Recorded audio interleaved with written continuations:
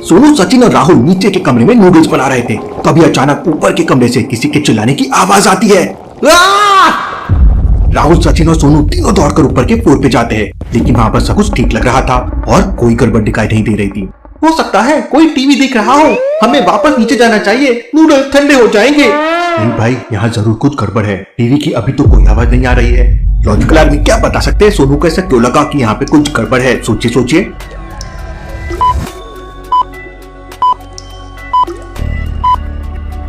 पूरे फ्लोर को ध्यान से देखिए, सभी दरवाजों पे ताला लगा हुआ है। तो फिर टीवी की आवाज कहाँ से आ सकती है? क्योंकि यहाँ पे कोई है ही नहीं। और एक और चीज, बाथरूम के बाहर के लगे नल को देखिए, वहाँ पर गीला है और नल से पानी भी टपक रहा है। इसका मतलब किसी ने अभी अभी इसे यूज किया है। और बाथरूम के बाहर देखिए ताजे फुटस्टेप्स भी है।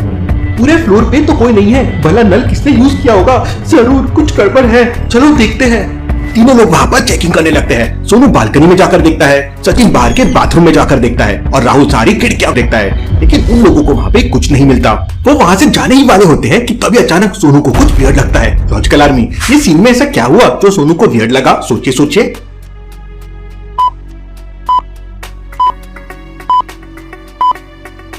हम जब यहाँ से गए थे तो पानी नहीं था, अब उस डोर के नीचे से पानी आ रहा है, जरूर कुछ गड़बड़ है यहाँ। इसका मतलब कमरे के अंदर कोई है, जबकि बाहर से कमरे पे ताला लगा हुआ है। वो तीनों लोग दौड़कर कमरे के पास पहुंच जाते हैं और दरवाजा खटखटाने लगते हैं, लेकिन दरवाजा तो बाहर से लॉक था। इसलिए राहुल एक हथौड़ा लाता है और ताले को तोड़ देता है। दरवाजा खुलते ही अंदर का नजारा देख वो तीनों हैरान रह जाते हैं। अंदर बाथरूम में शिवम नीचे पड़ा हुआ था और बाथरूम का नल चालू था।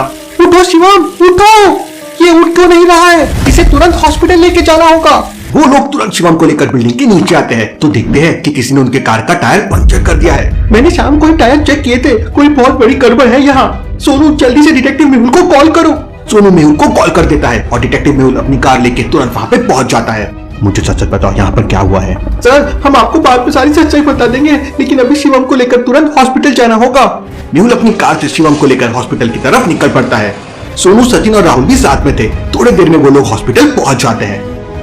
डॉक्टर शिवम को चेक करने के बाद मेहुल से कहता है, इसे किसी ने बहुत जोरों से मारा है, मैंने इंजेक्शन दे दिया है, कुछ मिनट में इसे होश आ जाएगा। थोड़ी देर में शिवम को होश आ जाता है। शिवम काफी वीक फील कर रहा था। सर, मुझे कुछ अच्छे से याद नहीं, किसी ने मेरी बहुत पिटाई की और फिर मुझे जोरों से सर पे मारा तो मैं बेहोश हो गया। बेहोश होने से पहले मैंने टैप चालू कर दिया था, इससे किसी को समझ जाए मैं रूम में हूँ। वेल डन शिवम, तुम बहुत बहादुर हो। फिर राहुल मेहुल को सारी बात बताता है। Interesting, very very interesting. मतलब किसी ने शिवम को मारा, फिर चाबी लेके बाहर से रूम को लॉक कर दिया। किसी को समझे ना, क्या तुम्हारा कोई दुश्मन है? शिवम कुछ आगे बोल पाता उससे पहले वो वापस बेहोश हो जाता है। शिवम को थोड़ा आराम करने दो। मेहुल तुरंत तीनों के साथ वापस हॉस्टल में पहुंच जाता है। क्या बिल्डिंग में लिफ्ट नहीं है? नहीं सर, हम सीढ़ियों से ही आना जाना करते हैं। मतलब तुमने आवाज सुनी और तुम तुरंत ऊपर की तरफ भागे, तो सीढ़ी यूज की है और पूरी बिल्डिंग में एक ही सीढ़ी है। मतलब हो सकता है वो सीढ़ियों से ऊपर की तरफ भागा होगा। मेहुल तुरंत टेरेस पे जाता है। वहाँ पर एक रस्सी बनी हुई थी जिसका दूसरा कोना नीचे गार्डन में लटका हुआ था। Interesting, very very interesting. इसका मतलब वो रस्सी की मदद से ऊपर आया होगा और शिवम की धुनाई करके वापस चला गया। लेकिन जरूर इस हॉस्टल का कोई आदमी उसके साथ मिला हुआ है। लॉजिकल आदमी क्या बता सकते हैं मेहुल को ऐसा क्यों लगा कि हॉस्टल का कोई आदमी उसके साथ मिला हुआ है? सोचिए सोचिए।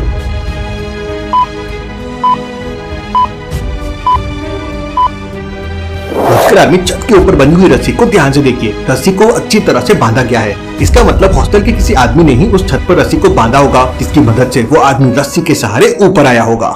मेहुल तुरंत नीचे जाता है और पहले 3 लोगों से पूछताछ करता है। पहला स्टूडेंट कहता है, सर, मैं अपने कमरे का दरवाजा बंद करके टीवी देख रहा था, मुझे कुछ नहीं पता है। सर, मेरे पापा को डायबिटीज है, इसलिए मैं उन्हें हॉस्पिटल लेके गया था, हम अभी अभी घर आए हैं। सर, मैं मेरे फ्रेंड के घर पे था, अभी रूम पे आया हूँ, आप मेरे फ्रेंड से पूछ सकते हैं। तीनों की बात सुनकर मेहुल तुरंत समझ जाता है कि कौन झूठ बोल रहा है। लेकिन क्या आप समझ पाए लॉजिकल आर्मी?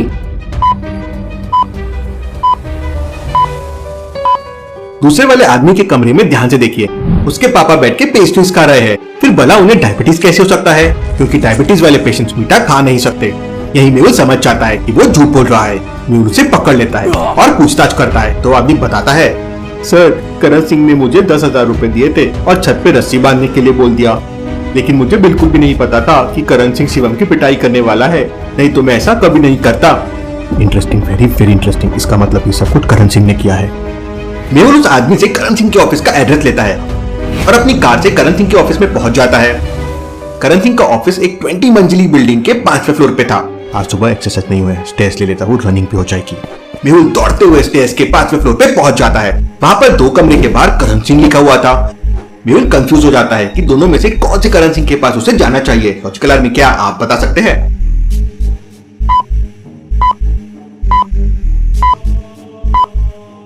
पहले वाले कमरे में तो एक बूढ़ा आदमी बैठा हुआ है और शिवम को मारने वाला रस्सी की मदद से ऊपर आया था, और रस्सी से ऊपर आने के लिए बहुत ताकत चाहिए। इसका मतलब ये बूढ़ा आदमी तो वो नहीं हो सकता। मेहुल दूसरे वाले कमरे में जाता है। कौन हो तुम और अंदर क्या कर रहे हो? मैं डिटेक्टिव मेहुल और शिवम को मारने के जुर्म में मैं तुम्हें गिरफ्तार करने आया हूँ।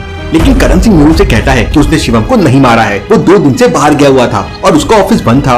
वो अभी 2 मिनट पहले ही ऑफिस में आया है और उसी ने ऑफिस खोला है। लेकिन करण सिंह की बातें सुनकर मेहुल समझ जाता है कि वो झूठ बोल रहा है। कैसे लॉजिकल आर्मी, मेहुल को ये कैसे समझ जाता है? क्या आप सोच सकते हैं?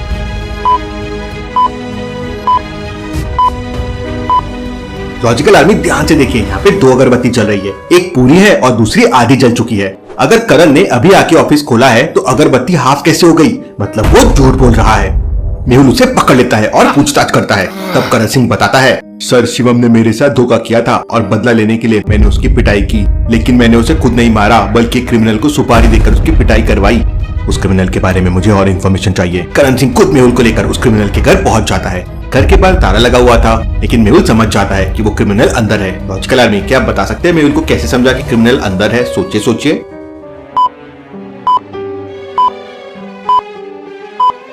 बालकनी को ध्यान से देखिए, वहाँ पर गीले कपड़े टंगे हुए हैं। इसका मतलब कोई ना कोई घर के अंदर जरूर है। लगता है वो क्रिमिनल अंदर ही है। जी सर, वो क्रिमिनल अंदर ही है। वो जानबूझकर बाहर से ताला लगा कर रखता है। करण सिंह उस क्रिमिनल को कॉल करता है तो वो क्रिमिनल मेहुल और करण सिंह को पीछे वाले रास्ते से अंदर बुलाता है। मेहुल और करण सिंह अंदर पहुंच जाते हैं, लेकिन करण सिंह ने पहले ही उस क्रिमिनल को सब कुछ बता दिया था। इसलिए मेहुल के अंदर जाते ही वो क्रिमिनल मेहुल के सिर पर रिवॉल्वर रख देता है। लेकिन मेहुल भी बदमाशों का बदमाश है। उसने पहले ही आलिया को मैसेज कर दिया था और आलिया पूरी पुलिस फोर्स के साथ बाहर आ जाती है। मुझे पता था तुम धोखा जरूर करोगे, इसलिए मैंने पूरा इंतजाम करके रखा था। पुलिस ने घर को चारों तरफ से घेर लिया है। अपने आप को सरेंडर कर दो। घर के चारों तरफ पुलिस देखकर क्रिमिनल और करण सिंह डर जाते हैं और सरेंडर कर देते हैं। Case solve, detective Mehul rocks.